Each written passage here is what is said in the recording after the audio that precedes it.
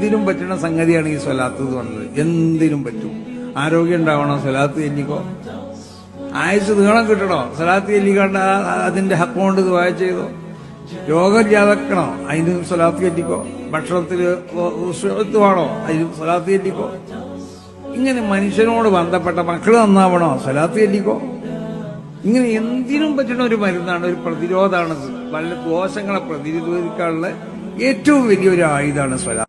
എന്റെ മേൽ എന്റെ ഉമ്മത്തിൽപ്പെട്ട ഒരാൾ ഒരു സ്വലാത്ത് ചൊല്ലിയാൽ എന്ന് പറഞ്ഞാൽ റസൂലുള്ളാഹിക്ക് ഒരു തവണ അങ്ങ് ദുആ ചെയ്തു കൊടുത്താൽ സ്വല്ലല്ലാഹു അലാ മുഹമ്മദ് സ്വല്ലല്ലാഹു അലൈഹി വസല്ലം, ഒരു തവണ നിങ്ങൾ ദുആ ചെയ്താൽ സ്വല്ലല്ലാഹു അലൈഹി ബിഹാ അശ്റാ, അല്ലാഹു തആല നിങ്ങൾക്ക് അത് കാരണം 10 ഗുണം ചെയ്യും. പടച്ച റബ്ബ് നിങ്ങളെ 10 തവണ തിരിച്ചു സ്മരിക്കും. പ്രിയമുള്ള വിശ്വാസികളെ, വെള്ളിയാഴ്ച രാവും